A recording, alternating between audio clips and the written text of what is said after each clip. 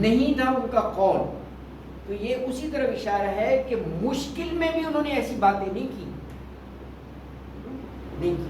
جیسی آج یہ کمزور مسلمان اور منافق لوگ رسول اللہ کے خلاف طرح طرح کے جو شبہات پیدا کرتے ہیں. مصیبت کو جو ہے نا وہ اللہ سے منسوخ کر دیتی ہے. اللہ بھائی اللہ نے وعدہ کیا ہے مسلمانوں سے مدد, تو مدد تو کوئی آ نہیں رہی, بندے ہمارے مارے جا رہے ہیں, شہید ہو رہے ہیں. یہ جو ہے نا یہ سب جو ہے نا امیدی اور اس کی باتیں ہوتی ہیں. یہ براڈر سینس میں دیکھنا چاہیے. اللہ تعالیٰ آزمائشوں سے گزارتا ہے اور ایونچولی غالب اور فتح حق کی ہوتی ہے. تو ایسا نہیں کرنا چاہیے, بلکہ یہ اللہ سے منسوخ کرنے کی بجائے نا کہ دیکھو یار اللہ کی طرف سے شکست, اللہ کی طرف سے کیا عذاب آ رہا ہے, اپنی کمزوری سے اس کو جج کرے کہ ہم میں کوئی کمزوری ہے.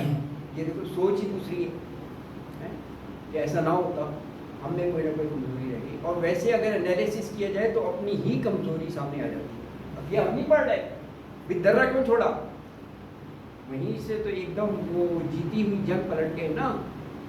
یہ چیز ہے, تجزیہ کرے بجائے اس کے کہ اللہ نے دیکھو مسلمانوں کے اتنے جو قیمتی جانیں تھیں وہ ضائع کروا دی.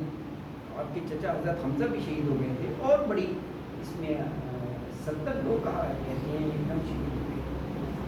بلکہ یہ ایک دم ایسا سیٹ بیک تھا. لکھا ہے کہ انصار کا کوئی گھرانہ ایسا نہیں تھا کہ اس کا کوئی بندہ نہ مارا گیا. اس حد تک ہو گیا تھا اچانک. تو یہ ہے تو صحیح اپنی جگہ, لیکن یہ دیکھنا چاہیے ایسا کیوں ہوا. اللہ تو رحیم اور کریم ہے, اللہ مدد فرماتا ہے. تو اپنے قصور کی معافی مانگنی چاہیے. دیکھو یہ دعا بتائی کہ وہ بھی تو اپنے قصوروں کی معافی مانگتے تھے. تو یہ بات کہی گئی. اس رکوع کی آخری آیت ہے کہ فَآتَاهُمُ اللَّهُ ثَوَابَ الدُّنْيَا وَحُسْنَ ثَوَابِ الْآخِرَةِ وَاللَّهُ يُحِبُّ الْمُحْسِنِينَ. اس پر دیکھا یہ کہا جا رہا ہے کہ ان سب کے ہوتے ہوئے بھی اللہ نے دنیا کا بھی یا آخرت کا بھی. اللہ کی دعوت رحیم اور کریم ہے. یہ کمزوریاں اور یہ جو ہے لفظیں اس کے باوجود بھی دیکھیں آخر میں 148 دنیا اور آخرت کا سوال.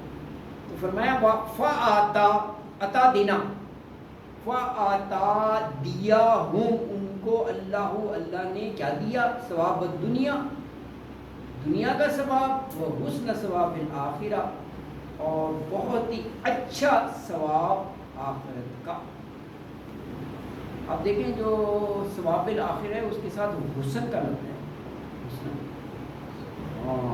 وہ انتہائی احسن اچھا. اب اللہ یحب المحسنین, محسنین احسان. ایکچولی احسان لفظ ہوتا ہے کہ کاموں کو ان کے بیسٹ وے میں کرنا. ہم تو یہ کہتے ہیں نا کہ کسی کا کام کر دیا بڑا احسان کیا. احسان حسن سے ہے. یہ حضور اکرم صلی اللہ علیہ وسلم نے بھی اس کی وضاحت فرمائی نا کہ احسان یہی ہے کہ تم کام کس طرح کرو کہ اللہ تمہیں دیکھ رہا ہے, کوالٹی پیدا ہوگی نا. کہا اگر یہ کیفیت نہیں, تم اللہ کو دیکھ رہے ہو, تم اللہ کو دیکھ رہے ہو, اگر یہ کیفیت نہیں پیدا ہوتی تو اللہ تو دیکھ ہی رہا ہے نا. یہ کیفیت پیدا ہونی چاہیے عمل کے دوران, تو اس میں کوالٹی پیدا ہوگی. ریاکاری, دکھاوا, یہ وہ چیزیں, ذاتی مفاد سب نکل جائے گا. یہ حسن ایکچولی اس سے ہے. محسنین احسان کرنے والا فائل بن گیا نا, محسن اور جمع ہو گیا. تو آیت مبارکہ میں یہ فرمایا کہ اچھا یہ اگر آپ گزشتہ آیت سے ریلیٹ کریں تب بھی اس کے معنی بن گئے. دیکھیے گزشتہ آیت میں کیا تھا کہ وہ جو انبیاء کے ساتھ جنہوں نے وہ جہاد کا قتال کیا تو پریشانیاں مصیبتیں تو اس وقت نہیں آئیں, لیکن انہوں نے یہ دعا مانگی ربنا اغفر لنا ذنوبنا واسرافنا فی امرنا وثبت اقدامنا وانصرنا علی القوم الکافرین. تو اللہ نے ان کی اس بات پر خوش ہو کر دنیا اور آخرت دونوں سے نواز دیا. یہ آپ ملائیں اس کو یہ اس کے ساتھ فَآتَاهُمُ اللَّهُ ثواب الدنیا وحسن ثواب الآخرہ. تو اس پر اللہ نے انہیں دنیا میں بھی نوازا، بڑا اچھا بدلہ دیا، اور آخرت کے عمدہ اجر بھی دیے. اور واللہ یحب المحسنین، اور اللہ نیکی کرنے والوں کو پسند کرتا ہے. تو الحمدللہ یہ آپ کا بڑا ایک کریڈٹ ہے کہ ایک ہی کلاس میں رکوع بھی مکمل ہو گیا. آج ہی یہ شروع کیا تھا 144 سے 148، تو یہ رکوع مکمل ہو گیا.